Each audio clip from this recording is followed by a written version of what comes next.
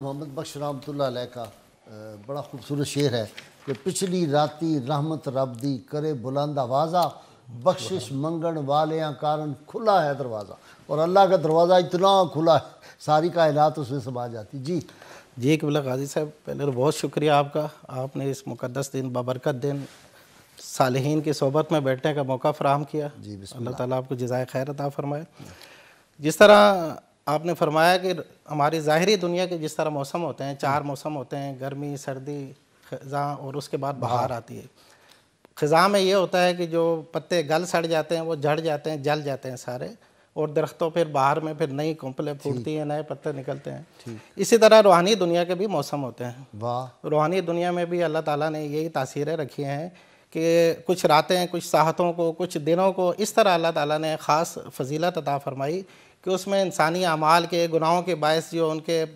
گناہوں کے جو پتے ہوتے ہیں وہ جل جاتے ہیں، جھڑ جاتے ہیں سارے، اور اللہ تعالیٰ انہیں پاک صاف کر کے، کیونکہ آقا علیہ السلام نے پہلے سابقہ امتوں کو دیکھا، اوری اعمار الناس قبلہ، اور بعد کہ حضور علیہ السلام کو سابقہ امتوں کی عمریں دکھائی گئیں، تو کسی کی 1000 سال عمر، کسی کی 2000 سال، اور ان کے اعمال کو دیکھ کر آقا علیہ السلام نے دعا کی،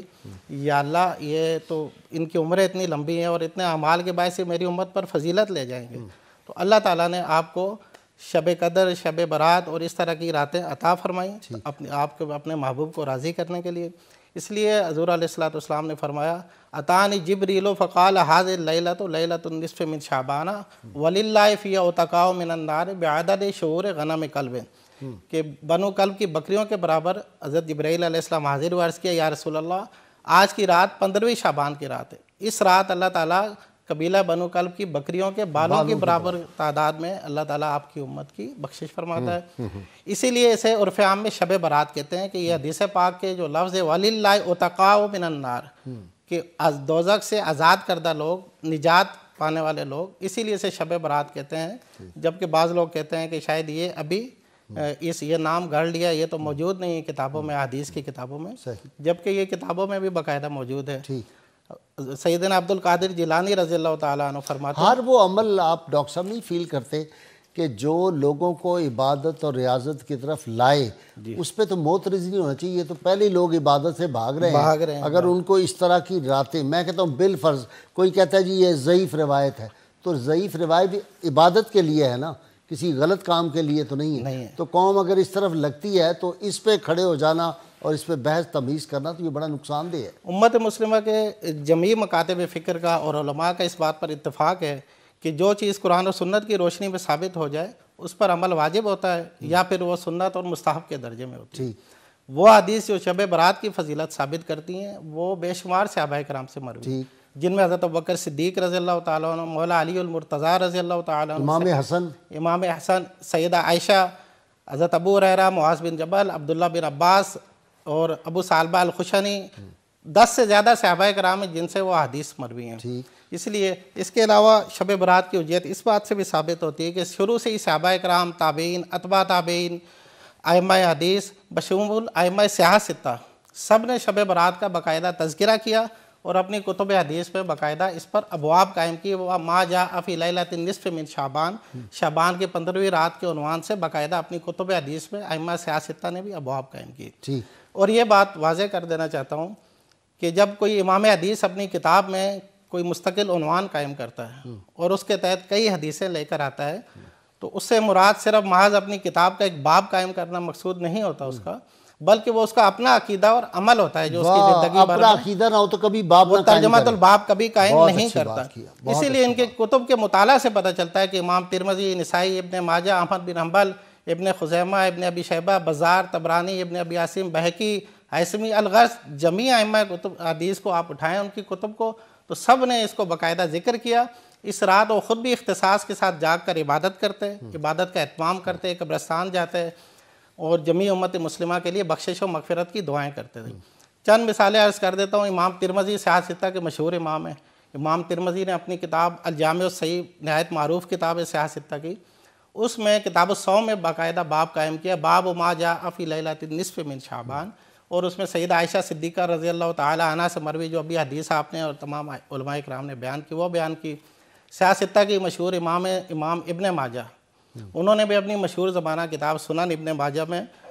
کتاب اقامت الصلاۃ و سنہ فیہا میں باقاعدہ فضل و باب ما جاء فی لیلۃ النصف من شعبان کے عنوان سے باقاعدہ باب قائم کیا، اور اس میں سیدہ عائشہ صدیقہ سے، حضرت ابو موسیٰ اشعری سے، حضرت مولا علی المرتضیٰ کرم اللہ وجہہ الکریم سے باقاعدہ آپ نے احادیث بیان کی۔ اسی طرح آپ امام احمد بن حنبل جو کہ فقہ حنبلی کے بانی ہیں اور امام بخاری اور مسلم کے بھی شیخ ہیں، انہوں نے اپنی نہایت معروف کتاب المسند میں بے شمار صحابہ کرام سے الگ الگ سندوں کے ساتھ یہ تمام احادیث کو ذکر کیا۔ امام ابن حبان نے اپنی صحیح میں انہوں نے بے شمار حدیث کو باقاعدہ باب قائم کر کے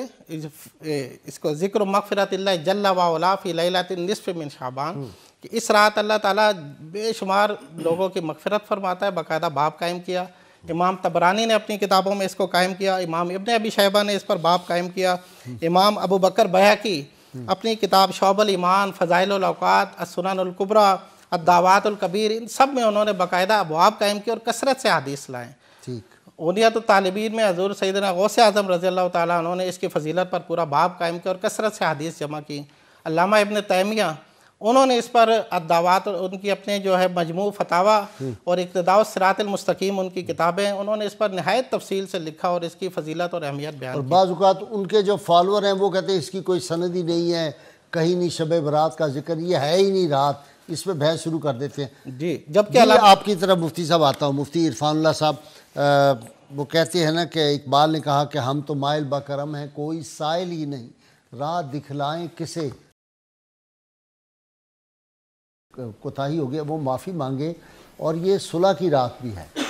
جی بالکل اسی طرح، اور اگر کسی کا حق مارا ہوا ہے تو اس کا حق دیں اس کو اس رات میں، اس رات میں حقوق اللہ کی طرح حقوق العباد کی طرح۔ ذرا وہ بھی غوث اعظم کی بات بھی سنا دے کہ اس رات بندے بازاروں میں جو ہے وہ سودا سلف اور شادی کی تیاریاں ہیں، ادھر ان کا کفن جو ہے وہ اس کے آرڈر ہو چکے ہوتے ہیں۔ جی بالکل، اس رات چونکہ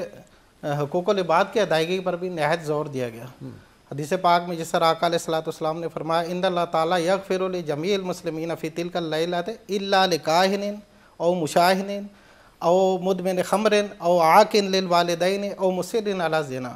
کہ اس رات اللہ تعالیٰ جمیع امت کی مغفرت فرماتا ہے مسلمانوں کی، سوائے جادو ٹونا کرنے والوں کے اور بغض و کینہ اور حسد رکھنے والوں کے، او عاقن للوالدین، والدین کے نافرمان کے لیے۔ اچھا، سب سے زیادہ بغض اور حسد، معاف کیجئے ظہیر، آپ سب اسکالر اسلامی ہیں، میں نے مذہبی لوگوں میں زیادہ دیکھا ہے کینہ، بغض اور حسد، یہ ان میں زیادہ دیکھا ہے۔ پاکستان میں دینی لوگ تو بہت کم ہیں، مذہبی بہت زیادہ ہے۔ مذہبی لوگوں کی میں بات کر رہا ہوں کہ ان میں تو بہت ہی زیادہ کینہ، حسد، بغض، صبح ممبروں میں بیٹھ کے گالیاں ہی ہیں، فلانا جو ہے کافر ہے، فلانا فلانا ہے، یہی چونکہ ہمارے یہاں علم نافع نہیں ہے، اور جس طرح علامہ اقبال نے فرمایا گلا تو گھونٹ دیا اہل مدرسہ نے تیرا، آہے کہاں سے صدا لا الہ الا اللہ، کہ انہوں نے دین تو پڑھا لیکن جو صاحب دین ہیں، جن کی وجہ سے دین ہمیں ملا، جن کے صدقے ملا، جن کے گھر سے ملا، ان کی قدر نہیں جانی۔ جو بعد میں دین میں شامل ہوئے ہم ان کو تو بہت زیادہ، جس طرح آپ فرما رہے ہیں کہ ہم پروموٹ کرتے ہیں آج کل جس طرح چل رہا ہے، لیکن جن کے گھر سے دین نکلا، جن کے صدقے ہمیں دین ملا، وہ ہم اس طرف ہماری توجہ نہیں ہے۔ تو اگر یہ بندے کو خیال ہو کہ آج کی رات پتہ نہیں کس کا پتہ کٹ جائے گا،